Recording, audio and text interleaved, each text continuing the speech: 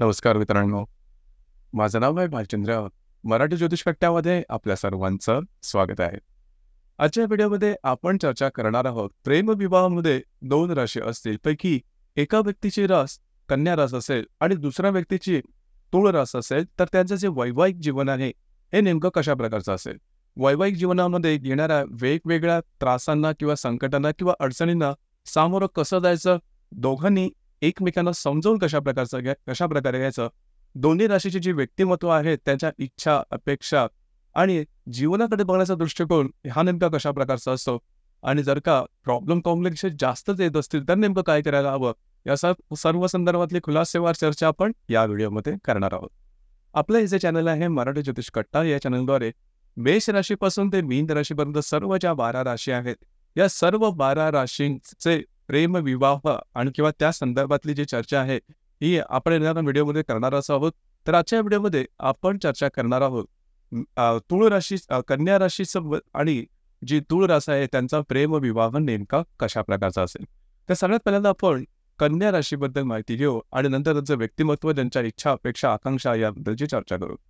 जसं की कन्या राशीबद्दल सांगायचं झालं तर कालपुरुषाच्या पत्रिकेमध्ये 6व्या सणामध्ये येणारी ही रास आहे.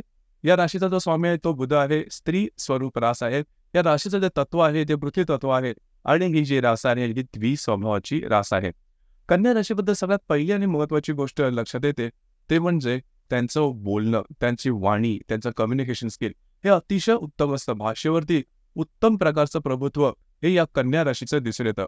म्हणजेच लहानपणापासूनच चौकस आणि चिकित्सक असा स्वभाव असल्या कारणामुळे प्रत्येक क्षेत्राबद्दलची माहिती त्यांना हवीशी वाटते, त्याचे ते जाणते होण्यास तयार असतात आणि सगळ्यात महत्त्वाचं म्हणजे एखादा विषय सखोलपणे अभ्यासला असा जी बाजू आहे ती सुद्धा या राशीमध्ये दिसून येते. मुळातच त्याच्यामध्ये ग्रास्पिंग खूप चांगली असते, आकलनशक्ती आणि ग्रहणशक्ती ही खूपच चांगली असते आणि लहानपणापासूनच असा स्वभाव असल्या कारणामुळे बऱ्याचशा विषयांची त्यांना माहिती असेल. त्यामुळे कुठल्याही व्यक्तीबरोबर ते अगदी सहजपणे कम्युनिकेट करू शकतात किंवा त्या व्यक्तीचा जो आवडीचा विषय आहे, त्या व्यक्तीचं जे आवडीचं क्षेत्र आहे त्याबद्दल सुद्धा या व्यक्ती बोलू शकतात. आणि म्हणूनच यांचं बोलण्याची पद्धत सुद्धा खूप चांगली असते. एखादा विषय एखाद्याला समजावून सांगायचा असेल तर अगदी व्यवस्थितपणे समजावून सांगतील. त्याचप्रमाणे हसत बोला. त्यामुळे मुद्दा कितीही कॉम्प्लिकेटेड असेल, गुंतागुंतीचा असेल किंवा गंभीर असेल तर सहजपणे समजण्याची जी हातोटी आहे ती हातोटी कन्या राशीच्या व्यक्तीमध्ये खूपच चांगल्या प्रकारे दिसून येते. भाषेवरती प्रभुत्व उत्तम असतात. कधी बऱ्याचशा वेगवेगळ्या प्रकारच्या भाषा सुद्धा त्याला चांगल्या अवगत असतात. तर एकंदरीतच सांगायचं झालं तर कन्या राशीच्या व्यक्ती आहेत, भाषेवरही चांगलं प्रभुत्व असतं, बौद्धिक खूप चांगलं असतं, कोणाशी कसं किती वागायचं, किती बोलायचं, कुठे थांबायचं, अर्थात बोलायला यांना खूप आवडतं, शेअरिंग खूप आवडते. दुसरी गोष्ट म्हणजे भावनाशील सुद्धा असतात. छोट्या मोठ्या गोष्टींचा पगडा यांच्यावरती फार लवकर बसतो. परंतु इथे एक गोष्ट लक्षात घेण्यासारखी आहे की भरपूर तुमच्याबरोबर बोलून सुद्धा स्वतःबद्दल जास्त काही सांगणार नाही. तर थोडंसं सिक्रेटिव्हपणा या राशीमध्ये हा दिसून येतो. म्हणजे समोरचा व्यक्ती हा कितीही जरी जवळचा असला तरी काय मुद्दे असतात हे यांचे स्वतःचे असतात आणि ते अगदी अंतस्थ ठेवलेले असतात. ते कोणाशीही ते शेअर करत नाही. याच्यामध्ये कारण सुद्धा तसंच असतं की समजा आपलं संपूर्ण व्यक्तिमत्व आपण जसे आहोत तसं समजा समोर आपण एखाद्याच्या समोर ठेवलं आपलं व्यक्तिमत्व तर तो कदाचित आपल्याला जज करेल किंवा तो आपल्या व्यक्तिमत्वाचा किंवा स्वभावाचा काही वेगळा फायदा तर उचलणार नाही ना, अशा प्रकारची एक अनामिक भीती याच्या मनात दडलेली असेल आणि ती बरोबर सुद्धा असेल. दुसरी महत्वाची गोष्ट म्हणजे कुठलंही काम करायचं तर ते परफेक्टच असलं पाहिजे, 100% व्यवस्थितच असलं पाहिजे, अशा प्रकारचा यांचा खाक्या असतो.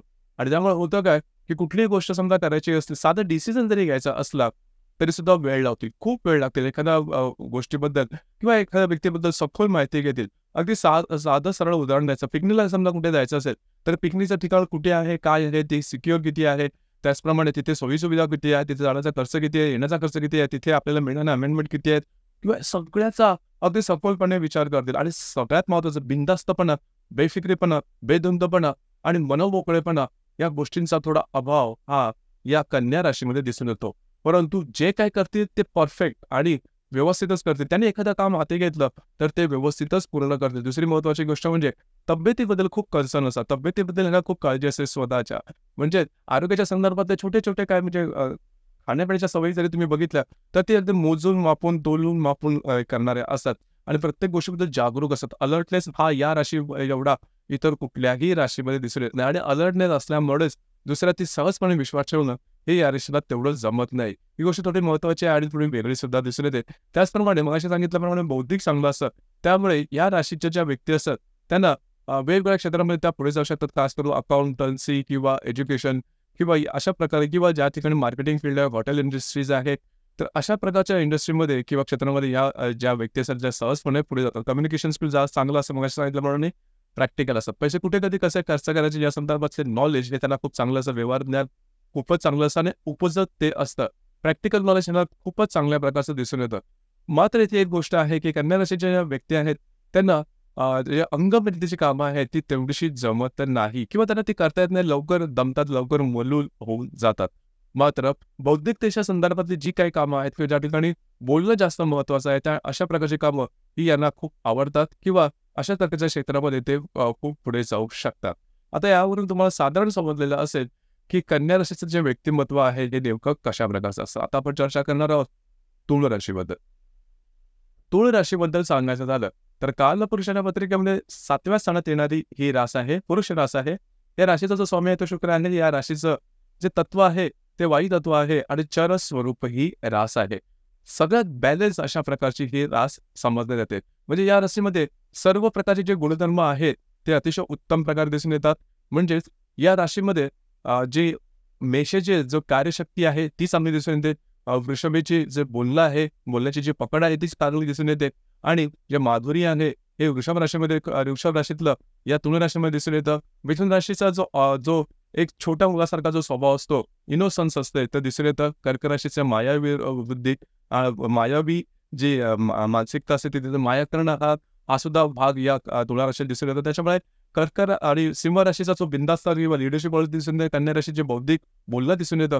वृश्चिक राशीचा जो चिकित्सकपणा असतो तो दिसून येतो, नेमकेपणा दिसून येतो, डिसिप्लिनपणा दिसून येतो आणि धनुराशीचा बिनधास्तपणा आणि मकर राशीचा जो चिकाटी आहे ती दिसून येतो, पेशन्स आहे तो दिसून येतो आणि कुंभ राशीचा जो आधुनिक जो भाव असतो, विचार असतो तो दिसून येतो आणि मीन राशीचा जो भाबडेपणा आहे तो सुद्धा या राशीत दिसून येतो. अर्थात सगळ्या राशीचे जे पॉझिटिव्ह गुण आहेत ते दिसून येतात आणि ते मर्यादित असतात. म्हणजे ते खूपच जास्त आहेत असंही नसतात किंवा खूप कमी आहे असंही नसतात. तर एकत्रित सांगायचं झालं तर बॅलन्स राखणारी ही रास आहे. परंतु कधी-कधी जर का फ्रस्ट्रेशन जास्त आलं किंवा स्ट्रेस टेन्शन झालं तर बॅलन्स थोडासा पुढे मागे सुद्धा होतो. परंतु यांचं संपूर्ण व्यक्तिमत्व हे अशा प्रकारचं संपूर्ण त्याचं बोधचिन्ह सुद्धा तराजूचं दिलं गेलेलं आहे. तर एकंदरीतच सांगायचं झालं तर बॅलन्स राखणारी ही रास आहे. याचं व्यक्तिमत्व चालण्या, वागण्या, बोलण्यात, दिसण्यामध्ये याचं वागणं, चालणं, बोलणं सुद्धा तसंच असतं. म्हणजे याचा जो पेहराव असतो तो सुद्धा नेमका असतो. अर्थात फॅशनची आवड असते परंतु त्याचं खूप काही टोक गाठणार नाही. सोबर फॅशन करणारे असतात आणि फॅशन नजर करण्यासारखी असते. अधिभौतिक सुखाची यांना आवड असते. लॅविश लाईफस्टाईल असते याची सुद्धा आवड असते. याचप्रमाणे यांची बुद्धी चांगली असते. नृत्यनाट्य, कला, चित्रपट, संगीत याच्या संदर्भातली सुद्धा आवड यांना दिसून येते. तर एकत्रित सांगायचं झालं तर तुळ राशीच्या व्यक्ती असतात यांच्यामध्ये मेहनत करणं किंवा चिकाटी, जिद्द किंवा लिडरशिप क्वालिटीचे हे सगळे गुण या राशीमध्ये दिसून येतात.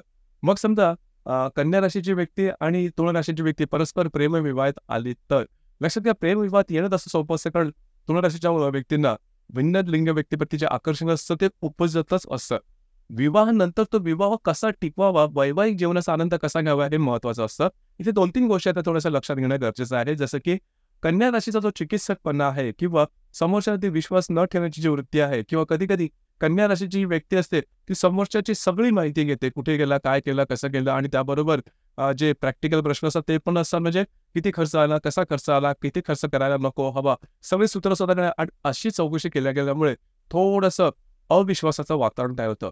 आता इथे तुळ राशी आणि कन्या राशीमध्ये थोडंफार जुंपू शकतं कारण तुळ राशी जी आहे ती थोडीशी बिनधास्त आहे, बेधुंद आहे किंवा अविचारी मात्र नाही किंवा जीवनाचा आनंद घेणारी आहे आणि ती एकंदरीत कोणाच्याही म्हणजे तुळ राशी जी आहे ती फ्रीडममध्ये राहणारी आहे, पिंजऱ्यामध्ये राहणारे रास नाही आहे. त्यावेळेस त्यांचं जेव्हा क्रॉस अशी चौकशी केली जाते त्यावेळेस अविश्वासाचं वातावरण हे तुळ राशीला थोडं लागणार असतं ते इथे फटके वगैरे उडू शकतात. याचप्रमाणे कन्या राशीना बरंचसं बोलायला आवडतं, शेअरिंग करायला आवडतं. ही गोष्ट तुळ राशीला आवडत नाही. तुळ राशीची जी व्यक्ती असेल लॅविश लाईफस्टाईल जगत असतात आणि खर्च करणं, आपल्याला जी गरज एखाद्या वस्तूची वाटते ती पूर्ण करणं, विकत घेणं आणि थोडेसे पैसे खर्च होतात याबद्दल.